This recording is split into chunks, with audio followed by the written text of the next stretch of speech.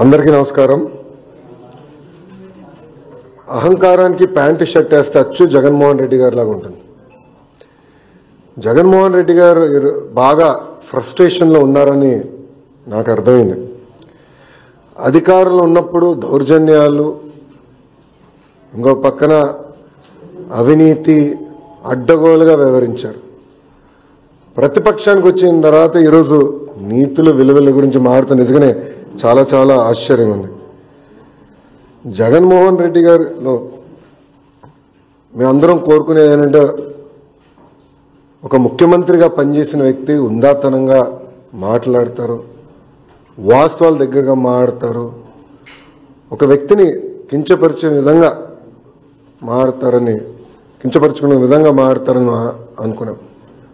కానీ ఇదంతా చూసిన తర్వాత ఇందులో ఆయనకి ఏమీ లేవు, ఏది రాదని నాకు అర్థమైంది. అధికారంలో ఉన్నప్పుడు ప్రజల్ని కలలేదు, ప్రతిపక్షానికి వచ్చిన తర్వాత హౌస్కి రారు. అంటే ఎప్పుడు దూరంగా బతకాలని కోరుకునే వ్యక్తి జగన్మోహన్ రెడ్డి గారు. ముఖ్యమంత్రి పదవి కోసం సొంత తండ్రి శవాన్ని పక్కన పెట్టుకుని ఆనాడు సంతకాలు సేకరణ చేసిన వ్యక్తి జగన్మోహన్ రెడ్డి గారు. 2019 ఎన్నికల్లో సొంత బాబాయిని లేపేసి మేమేదో చేశామన్న నింద మా పైన వేసిన వ్యక్తి జగన్మోహన్ రెడ్డి గారు. ఇంతేకాకుండా ఈరోజు ప్రభుత్వం పైన, బడ్జెట్ పైన, గౌరవ ఉప ముఖ్యమంత్రి గారి పైన మాట్లాడి చూస్తే నిజంగానే నాకు చాలా ఆశ్చర్యం వేస్తుంది. పరదాల ప్రభుత్వం ఈరోజు పోయింది. అదేవిధంగా బూతులు తిట్టే శాసనసభ్యులు కూడా పోయారు. ఎప్పుడు లేని విధంగా ప్రజల కోరిక మేరకు ప్రజలకు ఏదైతే అవసరం ఉందో అది ఈరోజు బడ్జెట్లో మేము పెట్టుకుంటాం జరిగింది. ఎన్నికల ముందల వై నాట్ 175 అని పదే పదే చెప్పిన వ్యక్తి ప్రజలు 11 స్థానాలు ఇచ్చారు. ప్రజలే మీకు ప్రతిపక్ష హోదా ఇవ్వకూడదని నిర్ణయించుకున్నారు. అది ఆయన ఇప్పుడు కూడా తెలుసుకోకుండా నిన్న చెప్పా వన్డే ముఖ్యమంత్రి కరెక్ట్గా హౌస్ ప్రారంభమయ్యే రోజు మొదటి రోజు వస్తారు, నాకు ప్రత్యేక హోదా క్షమించాలి, నాకు ప్రతిపక్ష నేత హోదా ఇవ్వాలి అని కోరుకుంటారు, వెళ్ళిపోతాడు. మళ్ళీ ఎప్పుడు ఆయన కంపడు. అలాంటి పరిస్థితి మనందరం చూస్తున్నాం. ఇప్పుడు ఆయన ఆలోచించాలి, ఎందుకు 11 స్థానాలు ప్రజలు అంకించారు. ఆయన ఆలోచించాలి, ఎందుకు సొంత తల్లి చెల్లి కార్యకర్తలు నాయకులు ఆయన నమ్మట్లేదని. మొన్న బ్యాలెట్ ద్వారా దాదాపు 67% ఓట్లు కూటమి అభ్యర్థులు ఆల్పాటి రాజేంద్ర ప్రసాద్ గారు, ఇంకో పక్కన రాజశేఖర్ గారు ఓట్లు సాధించారు. నేను చెప్పా, ఈవీఎం అయినా బ్యాలెట్ అయినా గెలుపు కూటమి ప్రభుత్వం. అలాంటిది ఈరోజు గౌరవ ఉప ముఖ్యమంత్రి గారిని కించపరిచే విధంగా ఆయన మాట్లాడారు. ఆయన మాజీ ముఖ్యమంత్రి జగన్మోహన్ రెడ్డి గారు ఒకసారి ఆలోచించారు. మొన్న ఎన్నికల్లో ఆయనకు వచ్చిన మెజారిటీ ఎంత, గౌరవ ఉప ముఖ్యమంత్రి గారికి వచ్చిన మెజారిటీ ఎంత, మొన్న జరిగిన ఎన్నికల్లో వైకాపాకి ఎన్ని సీట్లు వచ్చినాయి, జనసేన పార్టీకి ఎన్ని సీట్లు వచ్చినాయో ఆయన ఒకసారి ఆలోచించాలి. అంతేగాని నోరుంది కనుక ఇప్పుడు కూడా నేను అనుకుందే రైటు, అధికారంలో ఉన్న వాళ్ళని నేను కించపరిచే విధంగా మాట్లాడతాను, ఎగతాళి చేస్తూ ఉంటాం, నిజంగానే చాలా చాలా బాధాకరం. ఈరోజు రాష్ట్రంలో మీరు చూస్తే ఎప్పుడు లేని విధంగా మన అభివృద్ధి కార్యక్రమాలు మనం ప్రారంభించుకున్నాం. ఎప్పుడు రాని విధంగా ఈరోజు పెద్ద ఎత్తున ఆంధ్ర రాష్ట్రానికి పెట్టుబడులు వస్తున్నాయి. మీరు చూసారు, ఒక టీసీఎస్ కానీ, ఆర్సిలర్ మిత్తల్ కానివ్వండి, ఎన్టీపీసీ గ్రీన్ కానివ్వండి, రిలయన్స్ సిబిజీ ప్రాజెక్టులు కానివ్వండి, ఇట్లా అనేక పెట్టుబడులు ఎప్పుడు రాని విధంగా మన రాష్ట్రానికి వస్తున్నాయి. గత ప్రభుత్వం కనీసం గుంటలు కూడా పూడ్చలేదు, ఆ గుంటలు పూడ్చే కార్యక్రమం కూడా మేము తీసుకుంటున్నాం. అంతేకాకుండా ఎప్పుడు జరిగిన విధంగా సంక్షేమం కూడా మేము చేస్తున్నాం. ప్రజలందరూ ఒక విషయం గమనించాలి, 2014లో పెన్షన్ 200 రూపాయలు, చాలని పెన్షన్ని 2000 రూపాయలు మేము చేశాం. 5 సంవత్సరాలు 2000 చేశాం. గత ప్రభుత్వం 1000 రూపాయలు పెంచేదానికి 5 సంవత్సరాలు తీసుకుంటే మొదటి నెలలో మేము అదే పెన్షన్ ఇంకో 1000 రూపాయలు మేము పెంచాం. వికలాంగులకు 6000 రూపాయలు ఇస్తున్నాం. బెడ్కి పరిమితమైన వాళ్ళకి నెలకి 15,000 రూపాయలు ఈరోజు కూటమి ప్రభుత్వం అందజేస్తుంది. ఇంకో పక్కన అన్న క్యాంటీన్, గత ప్రభుత్వం అన్న క్యాంటీన్ మూసేస్తే మన ప్రభుత్వం ఏర్పడిందంటే 198 అన్న క్యాంటీన్లు తిరిగి ప్రారంభించాం. ఎవ్వరు ఊహించిన విధంగా 1 కోటి గ్యాస్ సిలిండర్లు ఈరోజు కూటమి ప్రభుత్వం ఉచితంగా అందజేసింది. ఇంకా ఇసుక కూడా మీరు చూశారు, కేవలం లోడింగ్ ఛార్జీలు, ట్రాన్స్పోర్టేషన్ ఛార్జీలు తప్ప ఇసుకను కూడా మనం ఫ్రీ చేశాం. ఇంకా మిడ్ డే మీల్లో కానివ్వండి, సంక్షేమ హాస్టల్స్లో కానివ్వండి, ఈరోజు ఫైన్ రైస్ కూడా మన ప్రభుత్వం అమలు చేయబోతుంది. ఇంకా మే నెలలో తల్లికి వందనం కార్యక్రమం కానివ్వండి, అన్నదాత సుఖీభావ కార్యక్రమం కూడా అమలు చేయబోతున్నాం. 5 సంవత్సరాలు వాళ్ళు ఒక్క డిఎస్సి వేయలేదండి. అసలు డిఎస్సి పైన మాట్లాడే అర్హత మీకు ఎవరిచ్చారండి? నిరుద్యోగులు మా పైన బాధ్యత పెట్టారు. మొన్న జరిగిన గ్రాడ్యుయేట్ ఎన్నికల ఫలితాల తర్వాత బాధ్యత మాకు పెరిగింది. అందుకే మేము చాలా స్పష్టంగా చెప్పా, 1 మ్యాన్ కమిషన్ రిపోర్ట్ వచ్చిన వెంటనే డిఎస్సి ప్రక్రియ ప్రారంభిస్తాం. ఇప్పటికీ టెట్ పూర్తి చేశామని చెప్పి అది కూడా ఈ నెలలోనే చేస్తామని కూడా నేను నిరుద్యోగులకు హామీ ఇచ్చాను. సో ఇట్లా ఇచ్చిన ప్రతి హామీ మేము ఒక పద్ధతి ప్రకారం నిలబెట్టుకుంటుంది కూటమి ప్రభుత్వం. ఇప్పుడన్నా జగన్మోహన్ రెడ్డి గారు వాస్తవాలు తెలుసుకుని ఎందుకు ఆయనకు 11 సీట్లు వచ్చినాయి, కార్యకర్తల దగ్గరికి వెళ్ళి గతంలో ఆయన చేసిన తప్పులు తెలుసుకుంటే బాగుంటుందని ఈ సభాముఖం ఆయన తెలుపుకుంటూ, దయచేసి గౌరవ ఉప ముఖ్యమంత్రి గారి గురించి కానివ్వండి, గౌరవ ముఖ్యమంత్రి గారి గురించి ఆలోచించి మాట్లాడమని నేను కోరుతున్నాను. ఈరోజు ప్రజలు వాళ్ళని గెలిపించారు. ఎవరికి రాని మెజారిటీలతో వాళ్ళు గెలిచి ఒక ముఖ్యమంత్రిగా ఉప ముఖ్యమంత్రిగా ఉన్నారు. వాళ్ళని కించపరిచే విధంగా మటుకు మాట్లాడితే మేము సహించాం. చాలా ఫర్మ్గా మేము కూడా మాట్లాడతాం. మిమ్మల్ని వదిలిపెట్టే ప్రసక్తే ఉండదు. గౌరవం అనేది ఇచ్చిపుచ్చుకోవాలి తప్ప ఏదంటే అది వాగితే మటుకు ప్రభుత్వం ఇక్కడ ఏదో కూర్చుని మేము వింటామనుకుంటే చాలా పొరపాటు పడతారని ఆయన కూడా తెలియజేస్తూ, ఇప్పుడు మీడియా మిత్రులకి అయిన ప్రశ్నలు ఉంటే దానికి సమాధానం చెప్పేదానికి నేను సిద్ధంగా ఉన్నాను. నారా లోకేష్ విద్యాశాఖ మంత్రి అయిన తర్వాతే విద్యా వ్యవస్థ నాశనం అయింది అనేది జగన్మోహన్ రెడ్డి గారు హెలికాప్టర్లో తిరిగేవారండి. ఆయన పైన హెలికాప్టర్లో తిరుగుతుంటే కింద చెట్లు నరికిన రోజులున్నాయి. ఆయన హెలికాప్టర్లో తిరుగుతుంటే కింద ట్రాఫిక్ ఆపేసిన రోజులు కూడా ప్రజలు చూశారు. అందుకే వాస్తవాలు ఏం తెలీదు. గత ప్రభుత్వం 5 సంవత్సరాలు 12 లక్షల మంది పిల్లలు ప్రభుత్వ పాఠశాలకు దూరం అయ్యారు. ఎందుకు అయ్యారో ఆయన సమాధానం చెప్పమనండి. ఐబీ స్కూల్ ఆయన పెట్టలేదు. ఐబీఓల దగ్గర ఒక రిపోర్ట్ తీసుకునేదానికి 5 కోట్ల రూపాయలు ప్రభుత్వం వృధా చేసింది. టోఫెల్ ఎక్కడ సక్రమంగా అమలు చేయలేదు. సిబిఎస్ఈ స్కూల్స్ తీసుకురాలేదు. సిబిఎస్ఈ ఎగ్జామ్కి మన పిల్లలు పంపిద్దామన్నారు. నేను మాక్ టెస్ట్ పెట్టా, నేను కూడా సిబిఎస్ఈ స్టూడెంట్. మాక్ టెస్ట్ పెట్టా. అది నేను చూసిన మాక్ టెస్ట్ నిర్వహించిన తర్వాత 90% మంది పిల్లలు ఫెయిల్ అయ్యారు. అప్పుడు నేను భయపడ్డా, ఎందుకంటే పిల్లలు రెడీగా లేరు. 3 సంవత్సరాలు పోస్ట్పోన్ చేసి పిల్లలు రెడీ చేద్దాం అనే లక్ష్యంతో పనిచేశాం. సో ఇప్పుడన్నా వాస్తవాలు తెలుసుకుని ఆయన మాడితే బాగుంటుంది. అయినా ఇంత చర్చ జరగాలంటే శాసనసభకు రావచ్చు కదండి. ఎవరు రావద్దు అంటున్నారు ఆయన?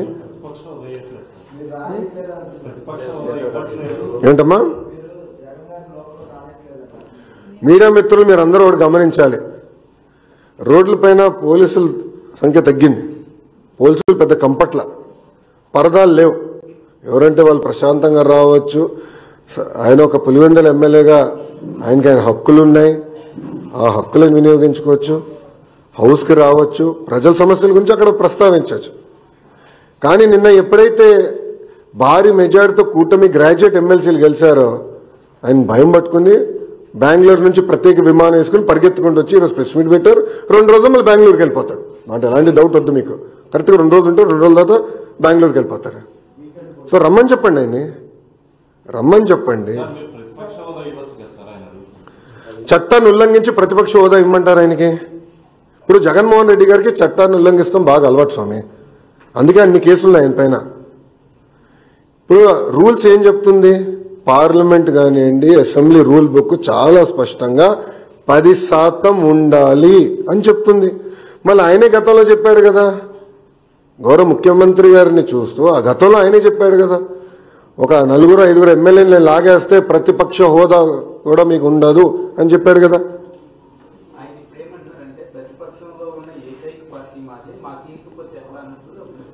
రమ్మని చెప్పండి సార్. ఐ థింక్ రోల్ 11 వాళ్ళకి కేటాయించాం. రోల్ 11లో కరెక్ట్గా 11 మంది కూర్చోవచ్చు. రమ్మని చెప్పండి, చర్చిద్దాం. వాళ్ళకున్న సంఖ్య ప్రకారం, అంటే ప్రజలు నిర్ణయించిన సంఖ్య ప్రకారం టైం వస్తుంది అని మాట్లాడచ్చు. ఎవరు మాట్లాడొద్దన్నారు? ప్రతి సభ్యుడికి స్పీకర్ గారు మైక్ ఇస్తున్నారు, డిప్యూటీ స్పీకర్ గారు మైక్ ఇస్తున్నారు.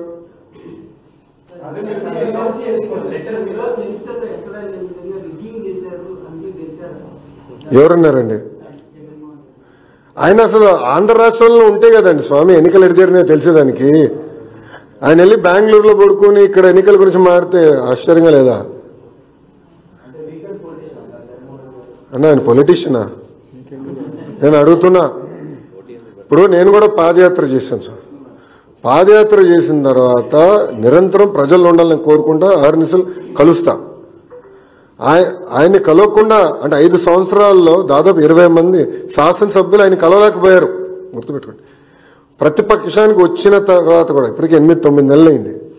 ఆయన సొంత కార్యకర్తలు కలవట్లేదండి. మళ్ళీ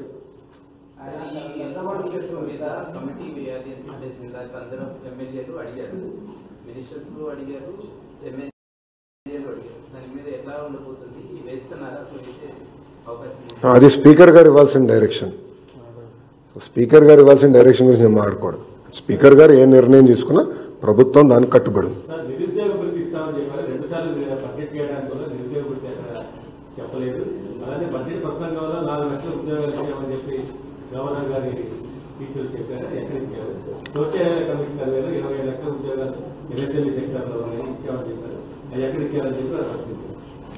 చాలా స్పష్టంగా మేము చెప్పింది మొదటి హామీ 20 లక్షల ఉద్యోగాలు కల్పిస్తాం అనేది మన ప్రభుత్వం అధికారంలో రాకుండా ముందు ఇచ్చిన హామీ. మీరు నా స్పీచ్ కూడా చూడండి. బోత్ ప్రైవేట్ ప్రభుత్వం కలిపి 20 లక్షల ఉద్యోగాలు కల్పిస్తామని మేము చెప్పాం. మీరు చూస్తే ఇప్పటికీ 6 లక్షల కోట్ల పెట్టుబడికి మేము ఒప్పందాలు కుదిరించుకున్నాం. అవన్నీ ఇప్పుడు గ్రౌండింగ్ అవుతున్నాయి. తద్వారా 4 లక్షల మంది యువతకి ఉద్యోగాలు కల్పిస్తామని మేము చెప్పాము. అది స్పీచ్లో ఉంది. మొన్న కూడా కౌన్సిల్లో నేను చూపించానండి. ఇప్పుడు ఒక సూటిగాని ప్రశ్నిస్తున్న 5 సంవత్సరాల్లో మీరు తీసుకొచ్చిన కంపెనీలు ఎన్ని? ఆయనే సమాధానం చెప్పమనండి. ఎంతమందికి ఆయన ఉద్యోగాలు కల్పించాడు? ఆయనే సమాధానం చెప్పమనండి. ఎందుకు ఈ గోలంతా? చెప్పుకునే స్థాయి ఒక్క కంపెనీ తీసుకొచ్చారు ఆయన? ఎక్కడ స్వామి 40 లక్షల మందికి ఉద్యోగాలు కల్పిస్తే అసలు నిరుద్యోగుల సమస్య ఎందుకుంటుంది? ఎక్కడ కల్పించాడు? ఎవరు కల్పించాడు? ఆయన బ్రేక్ డౌన్ ఇమ్మని చెప్పండి. అది చెప్పకుండా గాలికి వచ్చే లెక్కలు చెప్తే ఎట్లండి?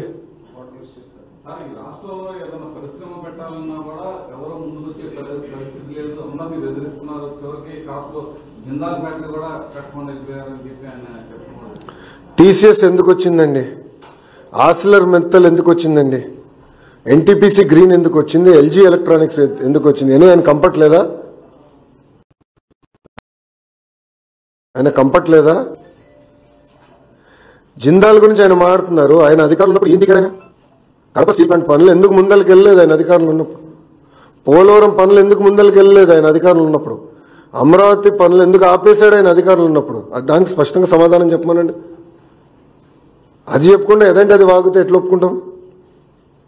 వాస్తవాలు దగ్గర ఉండాలి కదా. ఆయన ఎప్పుడు లేని విధంగా పెట్టుబడులు ఆంధ్ర రాష్ట్రానికి వస్తున్నాయి.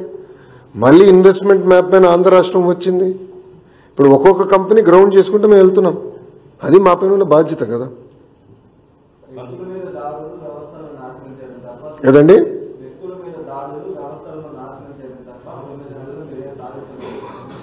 ఏ వ్యవస్థను నాశనం చేశాం మేము? సూటిగా జగన్మోహన్ రెడ్డి గారిని ప్రశ్నిస్తున్నా. ఏ వ్యక్తి పైన మేము దాడి చేశాం? జగన్మోహన్ రెడ్డి గారు ఈరోజు ఆంధ్ర రాష్ట్రంలో ఎక్కడికంటే అక్కడ తిరుగుతున్నాడు కదా. ఇప్పుడు 2-3 సార్లు బయటకు వచ్చారు, ప్రశాంతంగా వెళ్తున్నారు కదా. ఆయన గేటుకి మేము తాడు కట్టలేదే, ఆయన వెళ్తున్న వాహనాలపైన చెప్పులు మేము వేయలేదే. ఆనాడు చంద్రబాబు నాయుడు గారు పల్నాడు ప్రాంతానికి వెళ్ళాలంటే గేట్కి తాడు కట్టారండి. అంతేకాకుండా ఏకంగా అమరావతి సందర్శించేదానికి మేమందరం బస్సులో వెళ్తుంటే వైకాపా కార్యకర్త చెప్పు ఆ బస్ మీద ఇసిరేశాడు. అప్పుడున్న డీజీ ఏమన్నాడండి, ప్రజాస్వామ్యంలో ఎక్స్ప్రెషన్ అంటే ఫ్రీడమ్ ఆఫ్ ఎక్స్ప్రెషన్ అంటే చూడండి ఏ స్థాయికి వెళ్ళారు. వాళ్ళు తప్పులు గతంలో చేశారు, దానికి వాళ్ళు చిక్కుంటున్నారు. దానికి మేమేం చేయగలుగుతాం? చట్టం దాని పని చేసుకుంటూ వెళ్తుంది.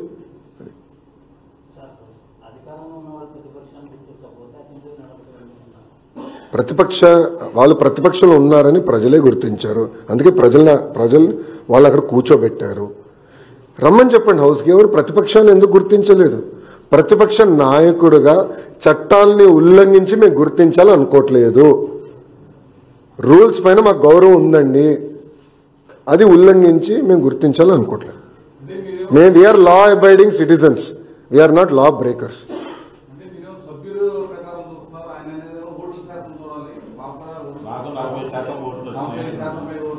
మన రూల్ బుక్ ఏమంటుందండి? ఇప్పుడు ఇదే అంటే జగన్మోహన్ రెడ్డి గారు ఛాన్స్ ఇస్తే prevention of money laundering act తీసేస్తాడు. ఇదే ఛాన్స్ గా జగన్మోహన్ రెడ్డి గారికి ఇస్తే సిబిఐని రద్దు చేస్తాడు, సిఐడిని మూసేస్తాడు ఆయన. ఎందుకంటే ఆయన దందాకి అడ్డొస్తున్నారు కదా వీళ్ళు. రూల్ బుక్ ఏం చెప్తుంది? 10% ఉండాలి. ఇప్పుడు ఒక విషయం చెప్తున్నానండి, నేను ఎమ్మెల్యేగా గెలవకపోతే నేను హౌస్కి రావాలనుకుంటే ఎట్లండి? ఇప్పుడు ఒక్క ఓటుతో ఓడిపోయినా ఓటమియే, ఒక ఓటుతో గెలిచినా గెలుస్తామే. ప్రజలు నిర్ణయిస్తారు. That is the beauty of democracy. ఇప్పుడు అరవింద్ కేజ్రీవాల్ గారు ఓడిపోయారు, నేను అసెంబ్లీకి రావాలని అంటే నాకు ఇంత పర్సెంటేజ్ ఓటింగ్ వచ్చింది, 40% ఓట్లు నాకు వచ్చింది, నేను హౌస్లోకి వస్తాను, అసెంబ్లీలోకి వచ్చి కూర్చుంటానంటే ఎట్లా అవుతుందండి? ఇది ఒక సిస్టమ్ ఉంది డెమోక్రసీలో. ఆ సిస్టమ్ మనం అందరం పాటించాలి కదా.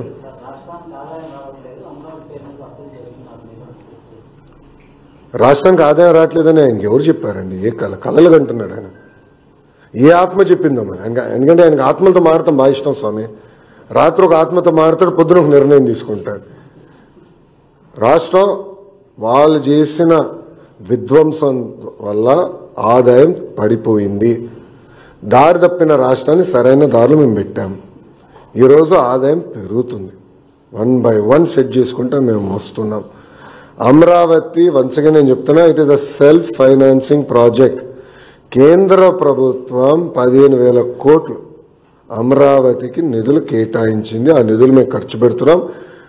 దానిపైన ఉన్న ఇంట్రెస్ట్ కానీ టర్మ్ పేమెంట్ కానీ అది కేంద్ర ప్రభుత్వం చేస్తుంది.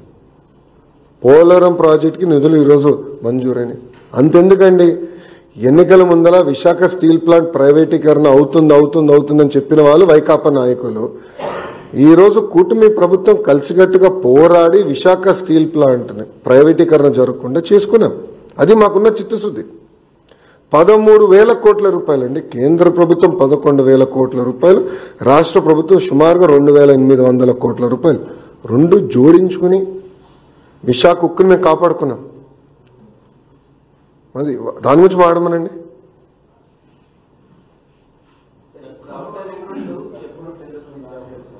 అది మంత్రి నారాయణ గారు సమాధానం చెప్తారు. నాకు అంత ఐడియా లేదమ్మా.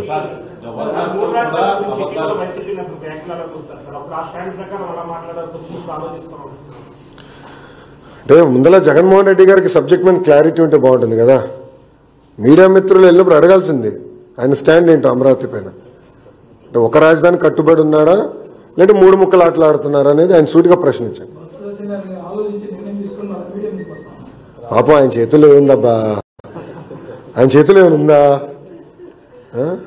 అక్కడ సజ్జల స్క్రిప్ట్ పంపిస్తే ఈయన చదువుతాడు కౌన్సిల్లో కూర్చుని. అంతే కదా జరిగేది.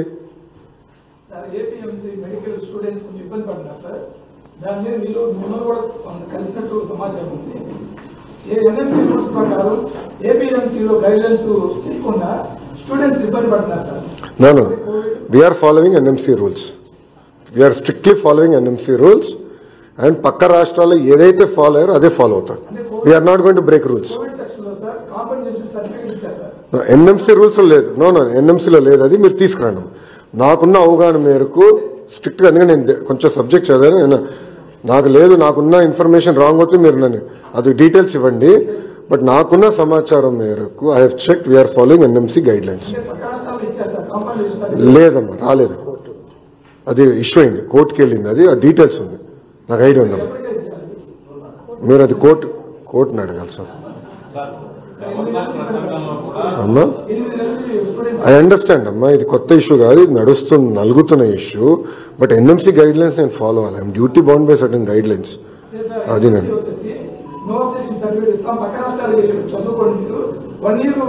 అవసరం చేసేసి మీకు అక్కడే ఉన్నంటారు. మన ప్రభుత్వం ఇక్కడికి ప్రజలను కానీ కంపెనీలు కానీ ఆహ్వానిస్తుంది కొంతమంది అందరినీ. ఇలాంటప్పుడు పక్క రాష్ట్రానికి మెడికల్ స్టూడెంట్ వెళ్తే మనకి ఇబ్బంది కదా sir. Sir let me follow the rules, the guidelines laid down. Court కూడా క్లారిటీ ఇచ్చిందా, then I can take up అమ్మా. అంతేగాని చట్టాన్ని ఉల్లంఘించాలని నాకు లేదు. Want very clear.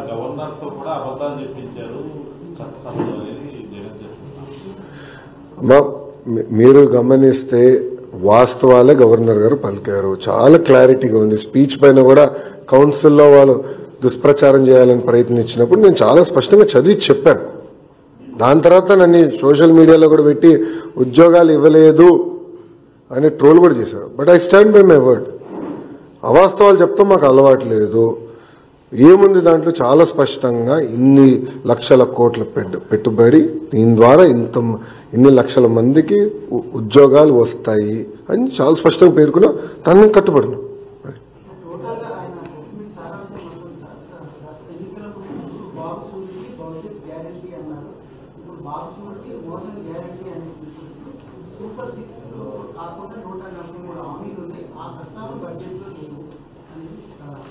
సార్ ఒక మాట్లాడుతున్నా, సిపిఎస్ఐని ఎందుకు రద్దు చేయలేదండి? సంపూర్ణ మద్యపాన నిషేధం చేస్తా అన్నారు. సొంత బినామీలు పెట్టుకుని అడ్డగోలుగా మద్యం పైన డబ్బులు సంపాదించారు, అవునా కదా? ఓకే, సూటిగా ప్రశ్నిస్తున్నా, సొంత బిడ్డలపైన ప్రమాణం చేయమనండి ఆయన అవినీతి చేయలేదని. మద్యంలో సొంత బిడ్డలపైన ప్రమాణం చేయమనండి, మద్యంలో నేను అవినీతి చేయలేదని. Will accept. జగన్మోహన్ రెడ్డి గారు ఛాలెంజ్ చేస్తున్నాను, ప్రమాణం చేయమనండి. అదే ఆయన హామీలు నిలబెట్టుకుని మమ్మల్ని ప్రశ్నిస్తాడు ఆయన. బస్ పెన్షన్, మేము 20 లక్షల ఉద్యోగాలు ఫస్ట్, మీరు బాబు షూరిటీ భవిష్యత్ గ్యారంటీ మీరు చూస్తే బాబు సూపర్ 6లో మొదటి హామీ 20 లక్షల ఉద్యోగాలు. చాలా స్పష్టంగా ప్రైవేట్ ప్రభుత్వ రంగంలో అని చెప్పాం. మేము ప్రైవేట్ రంగంలో పెద్ద ఎత్తున పెట్టుబడులు తీసుకొచ్చాం, ఇంకా తీసుకొస్తాం.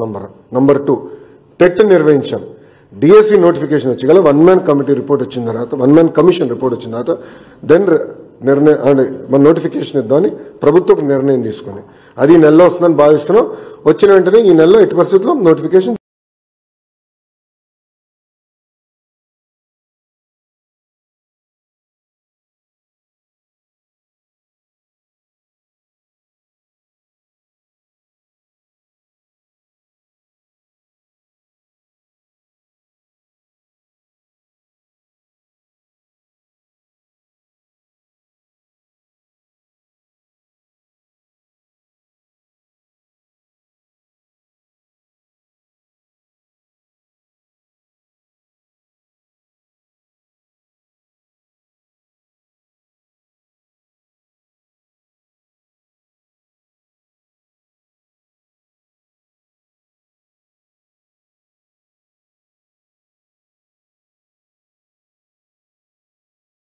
ఎవరు తగ్గించారని ఎవరు చెప్పారు? నేను మాస్కింగ్ ఇది ఎట్లుందంటే, మీడియా మిత్రులు మీరేమనుకోపోతే, వైజాగ్ వెళ్ళానంటే ప్రెస్ మీట్ పెడుతుంటే ప్రధానమంత్రి గారు వచ్చి చెప్పాలి విశాఖ ఉక్కు ప్రైవేటీకరణ జరగదని. అరే బాస్, మంత్రి గారు చెప్పారు, డబ్బులు వచ్చినాయి, వర్క్ జరుగుతుంది, ఇంకేం హామీ ఇవ్వాలనేనా అంటే కేంద్ర ప్రభుత్వం ఎత్తు తగ్గిస్తుంది అని ఇక్కడి నుంచి ప్రకటించిందా? ఒక్క నిమిషం సార్, చాలా స్పష్టంగా 45.7 అని మేము ఎప్పుడు చెప్తానే ఉన్నాం. ఎంతో మంది ఇరిగేషన్ మంత్రులు కేంద్రం నుంచి వచ్చి వాళ్ళు అదే చెప్పారు. ఎత్తు తగ్గించాలని ప్రయత్నించింది వైకాపా ప్రభుత్వం. ఎందుకంటే ఆర్ఎన్ఆర్ ప్యాకేజ్ ఎగ్గొట్టచ్చు, అవసరం లేదని వాళ్ళు ప్రయత్నించారు. కూటమి ప్రభుత్వం చాలా స్పష్టంగా 45.7 కాంటూర్ లెవెల్ కి కట్టుబడి ఉన్నాము. There is only one there is only one phase.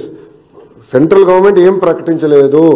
రాష్ట్ర ప్రభుత్వం పోలవరం ప్రాజెక్ట్ ని 2 విడతలు చేస్తాము అని గత ప్రభుత్వం చెప్పింది, వైకాపా ప్రభుత్వం చెప్పింది.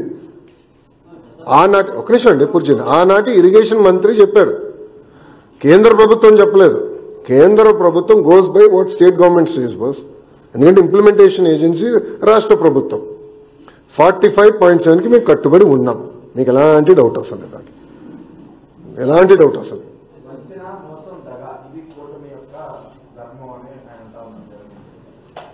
దేనిపైనండి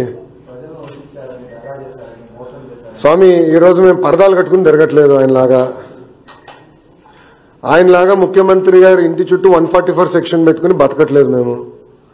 ప్రజాప్రతినిధులు కానీ, సంఘాలు కానీ, ప్రజలు కానీ వచ్చి కలిసడానికి అద్భుతమైన అవకాశం మేము కల్పిస్తున్నాం. నిరంతరం ప్రజల్లో ఉంటున్నాం. గతంలో గత ప్రభుత్వంలో జరిగిన విధంగా ప్రజా దర్బార్లు పెట్టుకుంటున్నాం. ప్రజల సమస్యలు మేము పరిష్కరించడానికి అహర్నిశలు కష్టపడుతున్నాం. ఈ రోజు ఆయన ఆ మాటలు చెప్తే నిజంగానే చాలా ఆశ్చర్యంగా ఉంది. ప్రతిపక్షంకి వచ్చిన తర్వాత కూడా ఆయన సొంత కార్యకర్తలను కలవట్లేదండి. ప్రజలను వదిలేండి, సొంత కార్యకర్తలను కలవట్లే. ప్రతిపక్షానికి వచ్చి 9 నెలలు అయింది. మళ్ళీ ఆయన మాకు నీతులు చెప్తే ఎంత అన్యాయం స్వామి.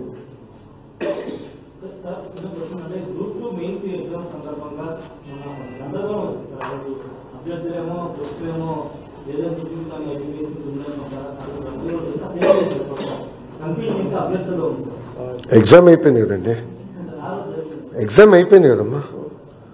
ప్రభుత్వం పైన ఉన్న బాధ్యత ఆ రోజు లేదు, ఇట్లా అడుగుతున్నారు, టైం కావాలని అడుగుతున్నారని మేము లెటర్ కూడా రాసాం. ఏపీపీఎస్సీ చైర్మన్ గారు లేదు, యాజ్ పర్ షెడ్యూల్ మేము నిర్వహిస్తాం, మేము ముందరికి వెళ్ళాలని నిర్ణయం తీసుకున్నామని చెప్పారు. It is a constitutional body. Chairman గారు నియమించే అధికారం ప్రభుత్వానికి ఉంది తప్ప తర్వాత వాళ్ళు తీసుకున్న నిర్ణయాలు as a independent body they are taking decisions, just like election commission. No అయిపోయినా? షూర్, ఓకేనా? Thank you very much. Jai Hind.